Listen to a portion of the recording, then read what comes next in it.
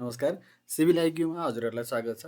आज हामी सिभिल सब इन्जिनियरको building कन्स्ट्रक्सनको MCQ set 4 लिएर उपस्थित भएका छौँ।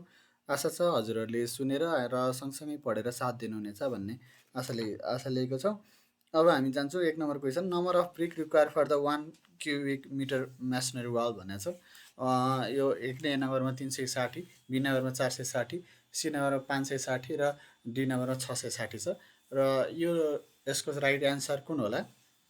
यसको राइट एन्सर रहेको छ सी नम्बरको 560 रहेको छ। बी नम्बरमा के अरे 2 नम्बरको क्वेसन छ, the process of making the background rough before the plastering is known as भनेको छ। जस्तो प्लास्टर गर्नुभन्दा अगाडि चाहिँ को बिफोर द रफ ब्याकग्राउन्डलाई चाहिँ के भनिन्छ, के गर्ने भनिन्छ भने चाहिँ एउटा ह्याकिङ।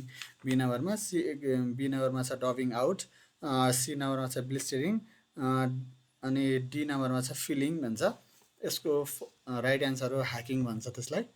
हामीले प्लास्टर गर्नुभन्दा अगाडिको रफ सर्फेसलाई जुन रफ बनाइन्छ त्यसलाई चाहिँ।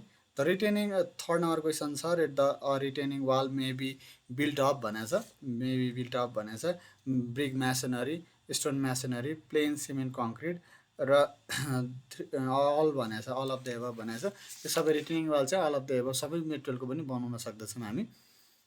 4 नम्बरको क्वेसन छ, the maximum height of masonry wall generally done in 1 days भनेको छ। एक दिनमा चाहिँ हामी कति मिटरसम्म हाइट उठाउन सक्छौँ भनेर 4 नम्बर क्वेसनले भनेको छ 0.5 मिटर, 1 मिटर, अनि 1.5 मिटर अनि 2 मिटर भनेको छ। यसको राइट एन्सर हो 1 मिटर।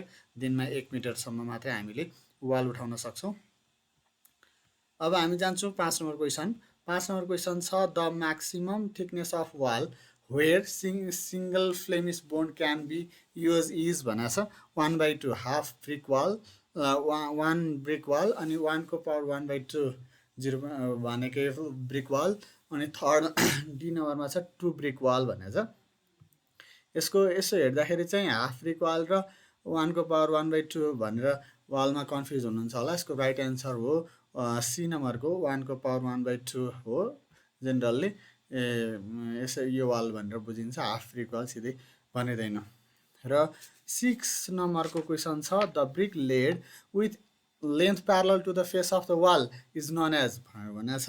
अनि लेन्थ वाइजमा प्यारलल। र बी नम्बरको सेम क्वेसन छ तर फरक ब्रेथमा छ।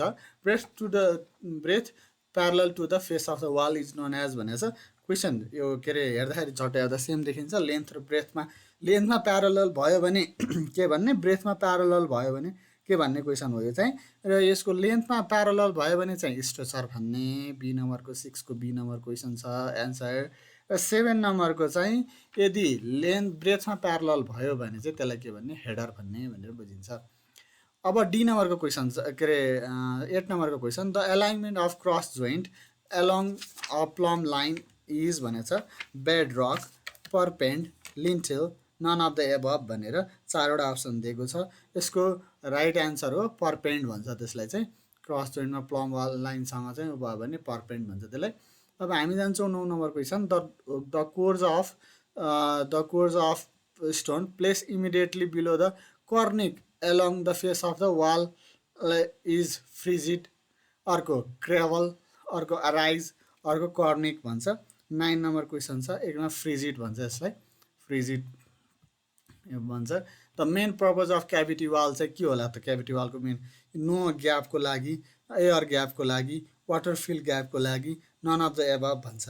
10 नम्बर क्वेसन चाहिँ यसको वाटर फिल ग्यापको लागि चाहिँ क्याभिटी वालहरू चाहिँ हामीले जेनरली कन्स्ट्रक्ट गर्छौँ।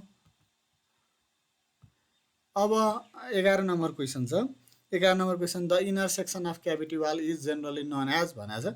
एउटा बोटर्स, अर्को लिफ वाल, प्लिस्टर, पिलर भनेको छ। 11 नम्बरको क्वेसनको एन्सर हो बी नम्बरको लिफ वाल भन्छ। Inner section of the cavity wall generally known as leaf wall भनेर बुझिन्छ। Which of the following wall is not design for the taking lateral load, buttress, अनि ग्राभिटी लेटरल, अनि counterfort भन्छ। कन्ट्रफोर्ड भनेर 12 को चाहिँ कुन भन्छ? बुटट्रस्ट वाललाई चाहिँ हामी के भन्छौँ त भन्दा त्यसले चाहिँ कन्सिडर गरेर हुँदैन लेटरल लोडको लागि भनेर। अर्को छ 30 number question, a horizontal mortar joint on which masonry unit is laid is भनेको छ wall joint, bed joint, cross joint, none of the above भनेको छ 30 नम्बर क्वेसन।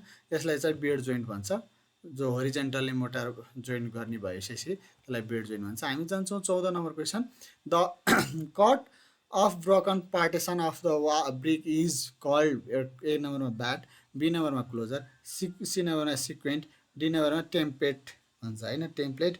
यसको 14 नम्बरको एन्सर छ ए नम्बरको ब्याट भन्छ। 15 नम्बरको क्वेसन छ, the area covered by flat brick soling is approximately the times of the brick on edge भन्छ। एक नम्बरमा छ 2, बी नम्बरमा छ 1.5, सी नम्बरमा छ 1, डीमा छ 0.5। यसको राइट एन्सर हो 2 टाइम्स अगाडिको चाहिँ फ्ल्याटमा चाहिँ। 16 number question, the slenderness ratio of the masonry wall should not be more भनेको छ। Slenderness should not be more than भनेर मोरको कुरा गरेको छ। एक नम्बरमा छ 10, बी नम्बरमा छ 20, सी नम्बरमा छ 30, डी नम्बरमा छ 40 भनेको छ। यसको राइट एन्सर रहेको छ 16 को 20 रहेको छ, does not more than the 20 चाहिँ हुनुपर्छ भन्ने छ। अर्को, load bearing cantilever portions from the face of the masonry wall is called भनेको छ 17 नम्बरको क्वेसन। यसको राइट एन्सर हो सी नम्बरको क्रबल। हेडर, स्ट्रेचर, क्रबल र कर्निक भन्ने चाहिँ चारवटामा, यसको राइट एन्सर रहेको छ क्रबल। 18 नम्बरको क्वेसन छ, the part of wall at the side of the opening in the masonry is known as भनेको छ। 18 नम्बरको क्वेसनको एन्सर रहेको छ एउटा कोइन, ज्याम्ब, लिन्थेल अनि पर्प्याड भनेको छ। यसको राइट एन्सर हो ज्याम्ब। हामीले चाहिँ part of the wall at the side of opening of मेसिनरीको ओपनिङ साइडतिरकोलाई चाहिँ के भन्छ, ज्याम भनेर भन्दछ। अब यसको 19 नम्बर क्वेसन छ, interior angle between the outer face of the wall is known as भनेको छ। Exterior angle between the outer face of the wall is known as भनेको छ। अनि यसको राइट एन्सर हो ए नम्बरको क्वेन, जाम भनेको छ। बुढिहाल्यौँ, लेन्टिल भनेको चाहिँ कुनै पनि योभन्दा माथि के अरे स्ट्रक्चर ओपनिङ पोर्सन, झ्याल ढोकाको माथिको भाग लिन्टेल राखिन्छ भने पर्पेट भनेको त बाहिरपट्टि हामीले बरन्डाको साइडमा लगाएको वालहरू जस्तो माथिपट्टि क्यान्टिलिभर पोर्सनमा लगाएको वालहरू बुझिन्छ। अनि 20 नम्बर क्वेसन छ, thickness of the bed joint and cross joint in the brick masonry is about in MM भनेको छ। 20 नम्बर क्वेसन चाहिँ 10 एमएम, 16 एमएम, 24 एमएम, 36 एमएम छ। थिकनेस अफ बेड र क्रस जोइन्टको कुरामा चाहिँ यसको चाहिँ राइट एन्सर रहेको छ 10। अब रहेको छ 21 number question, in brick laying tool is use to lifting and spreading mortar and for the forming joint is भनेको छ एउटा स्टुज, ट्रबल, स्क्वायर अनि ब्लस्टर भन्छ। यसको 21 नम्बरको क्वेसनको एन्सर रहेको छ बी, ट्रबल चाहिँ जो हामी कर्नी भन्छौँ नेपालीमा त्यो चाहिँ युज हुन्छ। र 22 नम्बरको क्वेसन छ, the normal thickness of expansion joint in masonry wall must be more than भनेको छ 10 एमएम, 20 एमएम, 30 एमएम, 40 एमएम भनेको छ। यसको राइट एन्सर रहेको छ बी नम्बरको 20 एमएम। 23 नम्बरको क्वेसन हेरौँ, expansion joint provided in the masonry wall is provided in wall length more than भनेको छ 10 मिटर, 20 मिटर, 30 मिटर, 40 मिटर भनेको छ। यसको राइट एन्सर रहेको छ डी नम्बरमा 40 मिटरसम्मको केसमा। अनि 24 नम्बरमा the thickened portion of wall masonry wall is called भनेको छ एउटा बट्रस, प्लिस्टर, पिलर अनि लेग अफ द वाल भनेको छ। यसको राइट एन्सर हो प्लिस्टर, जो कि हाम्रो थिकेन्ड पोर्सन मेसनरीको बिचको पार्टमा हामीले थिकेन्ड पोर्सनलाई प्लिस्टर भन्छौँ। अनि 25 नम्बर लास्ट क्वेसन छ, the step structure provided to provide lateral support of the structure is known as भनेको छ। यसको राइट एन्सर रहेको छ plaster, pilaster, pillar, leg of the wall भनेको छ। अब हामीले अपलिस्टर त माथि भनिहाल्यौँ, यसको राइट एन्सर हो ए रहेको बुट्रस रहेको छ। हजुरहरूले अझै पनि सिभिल इन्जिनियरिङको क्वेसनको लागि चाहिँ सिभिल आइक्यूलाई सब्सक्राइब गर्नुभएको छैन भने सब्सक्राइब बटनमा दाबेर सहयोग गरिदिनु हुनेछ भन्ने आशा राख्दछौँ र कमेन्ट सता लाइक अनि सेयर पनि गर्न नभुल्नुहोला भन्दै हस्, धन्यवाद।